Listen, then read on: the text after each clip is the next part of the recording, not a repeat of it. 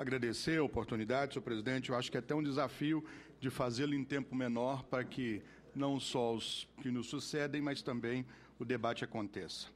Primeiro, é preciso que a gente faça uma análise muito clara que esse debate da política de drogas é muito cheio de paixões. E ele evoca um debate em que a retórica é muito fácil. Defender as teses por uma linha ideológica ou por uma outra visão ideológica. No Brasil, na retórica tem sido inseridos vários debates, mas o que a gente tem na última década são leis fragilizadas, fragmentadas, que não foram implementadas na sua totalidade. Se nós, então, dissermos que quando o Brasil começou a debater a Lei 10.409, que foi a que, de fato, iniciou o processo sobre a diferenciação entre conduta de tráfico e conduta de uso no país. Uma lei vetada, à época, pelo presidente Fernando Henrique, quase que na sua totalidade, e que impediu com que a sua implementação acontecesse, inclusive causando aos operadores de direito uma confusão muito significativa sobre a aplicação dos resquícios da 6368 e a aplicação daquilo que a 10.409 previsionava de inovações. O parlamento brasileiro visitou os países do mundo com experiências, o parlamento fez várias audiências públicas, essa lei tramitou 10 anos nessa casa e o resultado prático foi um veto quase de 70% daquilo que trazia. O presidente Lula, então, encaminhou um novo projeto de lei que, mais uma vez, fez uma rotina de debate legislativo e teve, outra vez, uma ação de veto muito forte, que inviabilizou em alguns aspectos, derivou para decretos e resoluções a aplicação da lei na sua totalidade. Agora, durante 3 anos, a Câmara mais uma vez fez esse debate. Dezenas de audiências públicas, seminários, nós mesmos participamos de muitos, e nós, agora, nessa fase do Senado, temos a oportunidade e talvez o aprendizado dos episódios diferentes, dos episódios passados, para talvez fazer diferença. Porque entre nós, senador, o que tem claro é que prevalece o dissenso em alguns aspectos, que prevalece a divergência em alguns aspectos, e talvez o nosso maior desafio seja mapear esses limites para a organização do sistema de política de drogas brasileiro, sem querer impor a quem quer que seja aquilo que, na nossa militância, é o melhor caminho, é o melhor entendimento. Me atendo à questão do texto, eu quero dizer que, de maneira muito clara, pelo que conversei com os meus colegas gestores, existem avanços muito significativos. Eu gostaria de ilustrá-lo. A Organização do Sistema Nacional, quando diz que haverá um sistema de política de drogas, e não deve ser diferente disso, como há um sistema de política de juventude, como há um sistema de política para os programas de igualdade racial, como há um programa de políticas para a mulher. Há um sistema nacional que regula a operação do Estado brasileiro nessa temática, sobretudo numa política como essa, que tem que ser cada vez mais entendida por nós como uma política temática afeita a todas as áreas e não uma política setorial que vai se ensimesmar, se organizar no entorno de um só sentido. Nessa lógica, quando se cria o sistema nacional ou reorganiza, atribui uma função imperativa, que é de relação estreita com SUS e SUAS. Esse desenho oferece ao Brasil uma nova lógica. A definição clara das responsabilidades, municípios, estados e União, também é um avanço, porque permite aos controles sociais de ponta a efetiva atuação sob algo que é objetivo. Organização do programa de prevenção é prioritariamente do município, sem prejuízos, e está lá no texto, as funções de SUAS e as funções de SUS no que se refere à atuação dos municípios. O controle social, a militância, aqueles que têm um entendimento sobre a importância dessa política, têm clareza sobre a responsabilidade da sua ação de território, o que hoje não existe. Da mesma forma como atribui aos estados e define a União como responsável por um fragmento da estruturação dessa política. Existem dissensos, eu vou dizer, vou reafirmar, existem dúvidas, existem espaços para melhorar? Claro que sim. Eu percebo cada vez mais que a nossa maior divergência não está especificamente no texto legal ou em algumas amarras do texto legal, mas na forma como o sistema se organiza em alguns aspectos.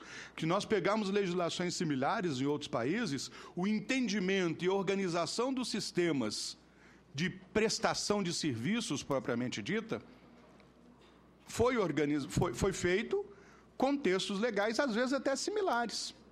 Por exemplo, se nós fizéssemos uma leitura mais de organização de serviços do artigo 28 da atual lei, encontraríamos condições de atuar próximo daquilo que Portugal fez com as juntas de dissuasão.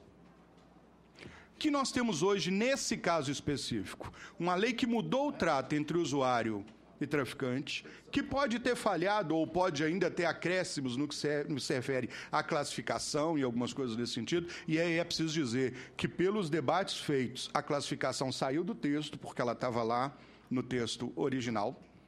E o que se tem de realidade é que hoje, por exemplo, o Poder Judiciário atua de maneira meio que marginal, organizando os processos de atendimento dos usuários no âmbito da justiça, sem nenhum padrão, e, às vezes, sem nenhuma participação do sistema de saúde e sem nenhuma participação do sistema de assistência social. Vou dar um exemplo claro, são os grupos reflexivos feitos, né, pela Justiça de Minas Gerais, que são um entendimento do judiciário e que organizou uma rede de entidades no seu entorno e que encaminha para essa rede de entidades, quando isso deveria ser um fluxo claro, definido, para o ambiente das políticas de saúde, para o ambiente das políticas estruturadas.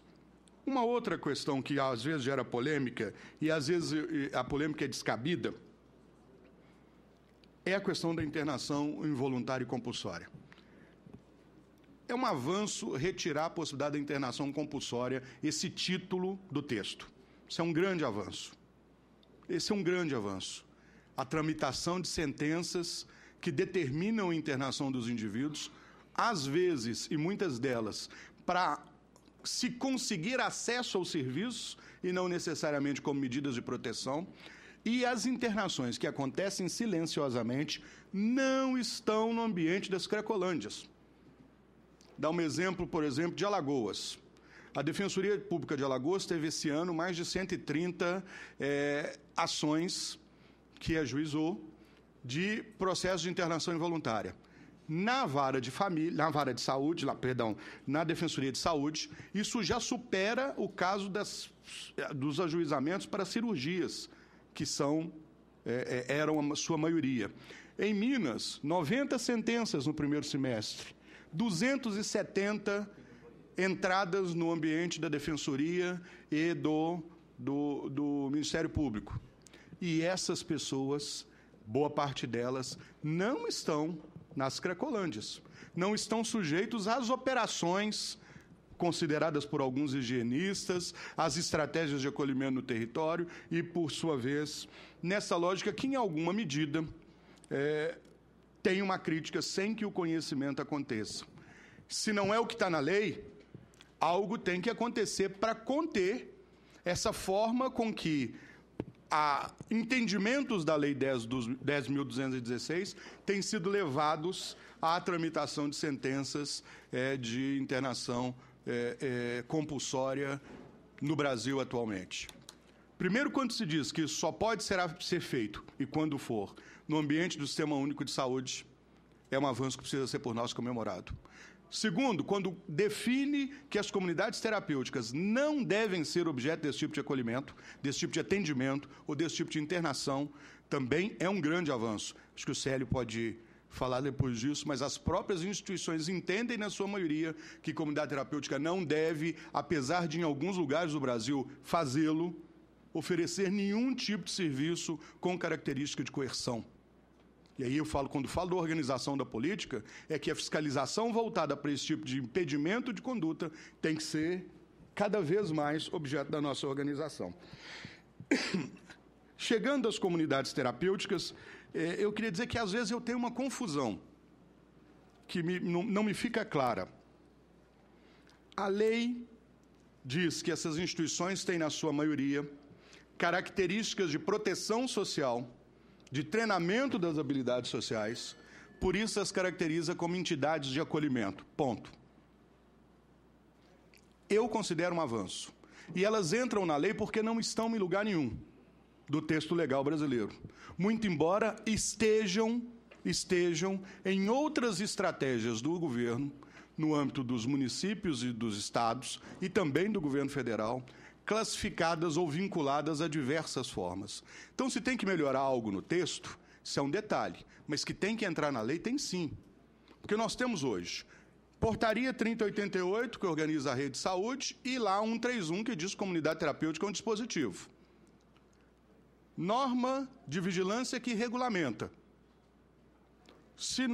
Aqui é apenas uma provocação. Essa semana, num debate com o CRP de Minas, me disseram, porque nós fizemos um grande levantamento nas instituições e encontramos violações. E eu perguntei à pessoa que debatia comigo, suspenderam todos os registros dos psicólogos que estavam partilhando das violações? Não. Se não fizeram, não deram efeito prático à fiscalização. 2 minutos. E aí, para concluir, outro dia vi um cartaz que dizia o seguinte: a epidemia do crack. Crack, epidemia ou hipocrisia? Tem um senso de urgência que a sociedade brasileira traz e que pode ser contaminado muito em breve pelo processo eleitoral e pelas formas inadequadas de traçar esse tema. O projeto de lei tem muito mais avanços do que crítica. E deve ter de nós, na minha avaliação, um senso de responsabilidade que nos permita isolar aquelas que são as críticas, onde pequenas alterações podem acontecer, mas oferecer ao Brasil definitivamente uma política que tenha um texto legal, mas que tenha uma capacidade de implementação efetiva.